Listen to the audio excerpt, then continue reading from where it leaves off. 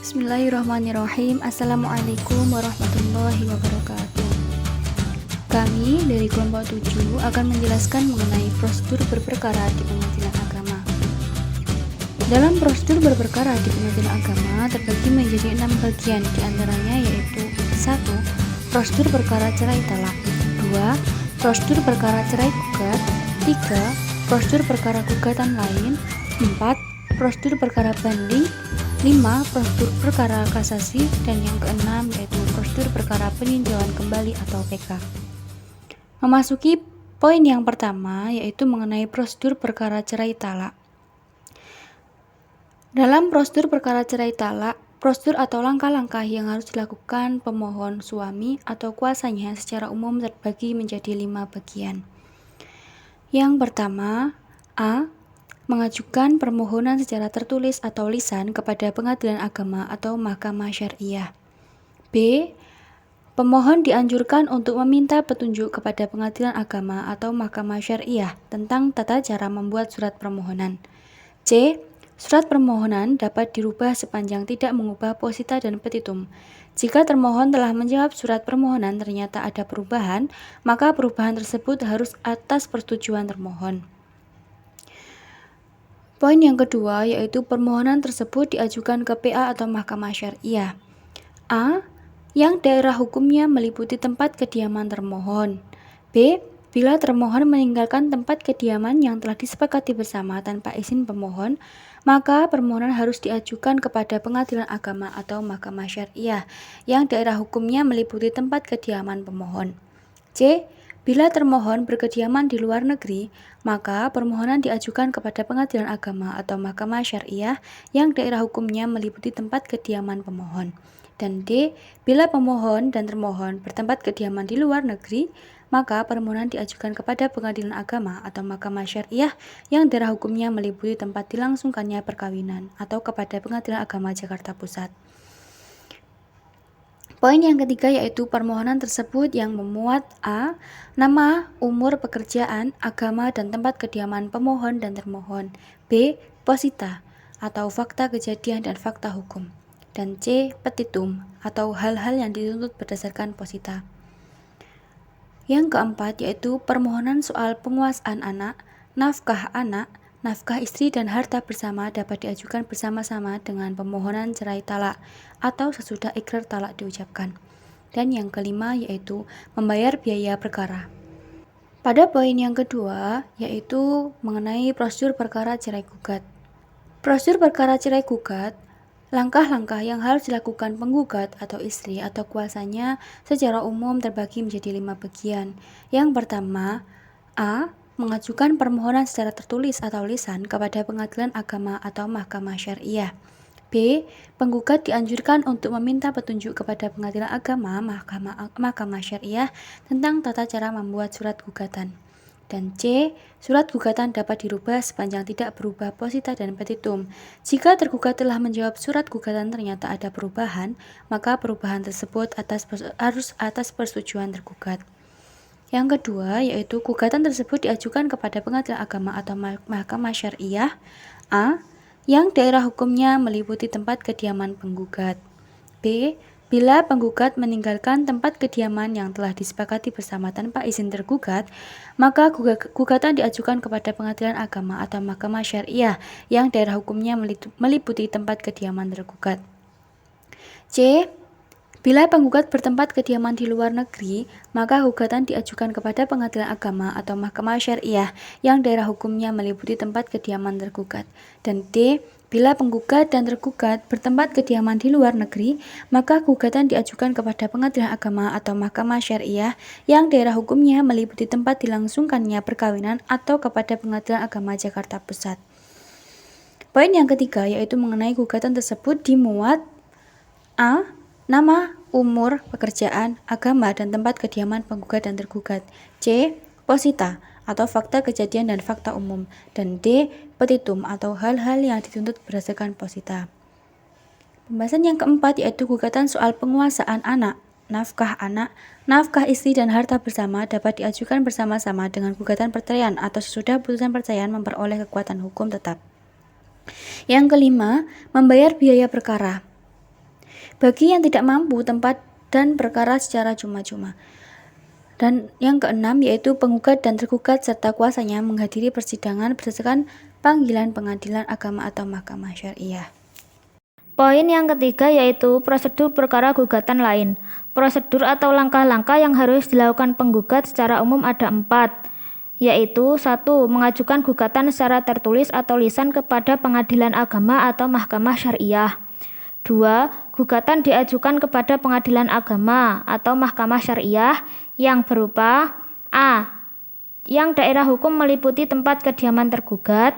B. Bila tempat kediaman tergugat tidak diketahui, maka gugatan diajukan kepada pengadilan agama atau mahkamah syariah yang daerah hukumnya meliputi tempat kediaman penggugat. C. Bila mengenai benda tetap, maka gugatan dapat diajukan kepada pengadilan agama atau mahkamah syariah yang daerah hukumnya meliputi tempat letak benda tersebut. Bila benda tetap tersebut terletak dalam wilayah beberapa pengadilan agama atau mahkamah syariah, maka gugatan dapat diajukan kepada salah satu pengadilan agama atau mahkamah syariah yang dipilih oleh penggugat. Selanjutnya yang ketiga, membayar biaya perkara. Adapun bagi yang tidak mampu, maka dapat berperkara secara cuma-cuma.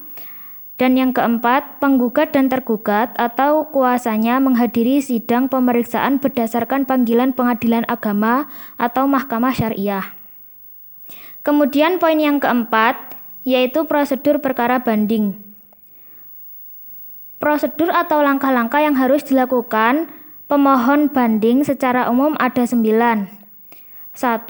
Permohonan banding dapat disampaikan secara tertulis atau lisan kepada pengadilan agama atau mahkamah syariah dalam tenggang waktu A. 14 hari, terhitung mulai hari berikutnya dari hari pengucapan putusan, pengumuman atau pemberitahuan putusan kepada yang berkepentingan. Dan B. 30 hari bagi pemohon yang tidak bertempat di kediaman wilayah hukum pengadilan agama atau mahkamah syariah yang memutus perkara tingkat pertama. 2. Membayar biaya perkara banding. 3. Panitera memberitahukan adanya permohonan banding. 4. Pemohon banding dapat mengajukan memori banding dan termohon banding dapat mengajukan kontra memori banding. Yang kelima, selambat-lambatnya 14 hari setelah permohonan diberitahukan kepada pihak lawan, panitera memberikan kesempatan kepada kedua belah pihak untuk melihat surat-surat berkas perkara di pengadilan agama atau mahkamah syariah. Yang keenam, berkas perkara banding dikirim ke Pengadilan Tinggi Agama atau Mahkamah Syariah Provinsi Pengadilan Agama atau Mahkamah Syariah selambat-lambatnya dalam waktu 1 bulan sejak diterima perkara banding. 7. Salinan putusan banding dikirim oleh Pengadilan Tinggi Agama atau Mahkamah Syariah Provinsi Pengadilan Agama atau Mahkamah Syariah yang memeriksa perkara pada tingkat pertama untuk disampaikan kepada para pihak. 8. Pengadilan Agama atau Mahkamah Syariah menyampaikan salinan putusan kepada para pihak. Dan yang terakhir, 9. Setelah putusan memperoleh kekuatan hukum tetap, maka panitera A. Untuk perkara cerai talak memberitahukan tentang penetapan hari sidang menyaksikan ikrar talak dengan memanggil pemohon dan termohon serta memberikan akta cerai sebagai surat bukti cerai selambat-lambatnya 7 hari. Dan B. Untuk perkara cerai gugat memberikan akta cerai sebagai surat bukti cerai selambat-lambatnya 7 hari. Kemudian, prosedur perkara yang kelima yaitu prosedur perkara kasasi. Prosedur atau langkah-langkah yang harus dilakukan pemohon kasasi yaitu 1.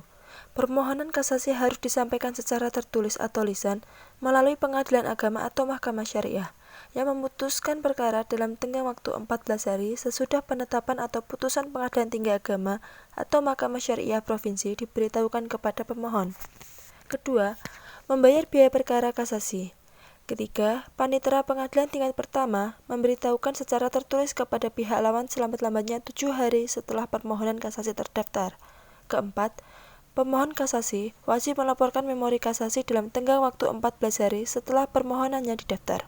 Kelima, panitera pengadilan tingkat pertama memberitahukan dan menyampaikan salinan memori kasasi kepada pihak lawan dalam waktu selambat-lambatnya 30 hari sejak diterimanya memori kasasi. 6. Pihak lawan terhadap memori kasasi dapat mengajukan surat jawaban kepada Mahkamah Agung selambat-lambatnya dalam tenggang waktu 14 hari sejak tanggal diterimanya salinan memori kasasi. Ketujuh, Panitera Pengadilan Tingkat Pertama mengirimkan berkas kasasi kepada Mahkamah Agung selambat-lambatnya dalam tenggang waktu 30 hari sejak diterimanya memori kasasi dan jawaban memori kasasi. Kedelapan, Panitera Mahkamah Agung mengirimkan salinan putusan kepada Pengadilan Agama atau Mahkamah Syariah untuk selanjutnya disampaikan kepada para pihak. Yang terakhir, 9. Setelah putusan disampaikan kepada para pihak, maka Panitera A. Untuk perkara cerai talak. Pertama, memberitahukan tentang penetapan hari sidang penyaksian ikrar talak dengan memanggil kedua belah pihak. Kedua, memberikan akta cerai sebagai surat bukti cerai selambat-lambatnya 7 hari. Yang B. Untuk perkara cerai gugat, memberikan akta cerai sebagai surat bukti cerai selambat-lambatnya 7 hari. Kemudian prosedur perkara yang keenam adalah prosedur perkara peninjauan kembali. Prosedur atau langkah-langkah yang harus dilakukan pemohon peninjauan kembali. Pertama, mengajukan permohonan PK kepada Mahkamah Agung secara tertulis atau lisan melalui Pengadilan Agama atau Mahkamah Syariah. Kedua, mengajukan PK dalam tenggang waktu 180 hari sesudah penetapan atau putusan pengadilan mempunyai kekuatan hukum tetap, atau sejak ditemukan bukti adanya kebohongan atau bukti baru, dan bila alasan pemohon PK berdasarkan bukti baru, maka bukti baru tersebut dinyatakan di bawah sumpah dan disahkan oleh pejabat yang berwenang. Ketiga, membayar biaya perkara PK. Keempat, Panitera Pengadilan Tingkat Pertama memberitahukan dan menyampaikan salinan memori PK kepada pihak lawan dalam tenggang waktu selambat-lambatnya 14 hari. Kelima, pihak lawan berhak mengajukan surat jawaban terhadap memori PK dalam tenggang waktu 30 hari setelah tanggal diterimanya salinan permohonan PK. Keenam, Panitera Pengadilan Tingkat Pertama mengirimkan berkas PK ke MA selambat-lambatnya dalam tenggang waktu 30 hari. Yang ketujuh, Panitera MA menyampaikan salinan putusan PK kepada Pengadilan Agama atau Mahkamah Syariah. Yang kedelapan, Pengadilan Agama atau Mahkamah Syariah menyampaikan salinan putusan PK kepada para pihak selambat-lambatnya dalam tenggang waktu 30 hari. Yang terakhir, kesembilan, setelah putusan disampaikan kepada para pihak, maka Panitera A. Untuk perkara cerai talak. Yang pertama, memberitahukan tentang penetapan hari sidang penyaksian ikrar talak dengan memanggil pemohon dan termohon. Kedua, memberikan akta cerai sebagai surat bukti cerai selambat-lambatnya 7 hari. Yang B. Untuk perkara cerai gugat, memberikan akta cerai sebagai surat bukti cerai selambat-lambatnya dalam waktu 7 hari. Itulah presentasi dari kami, kurang lebihnya kami mohon maaf. Terima kasih. Wassalamualaikum warahmatullahi wabarakatuh.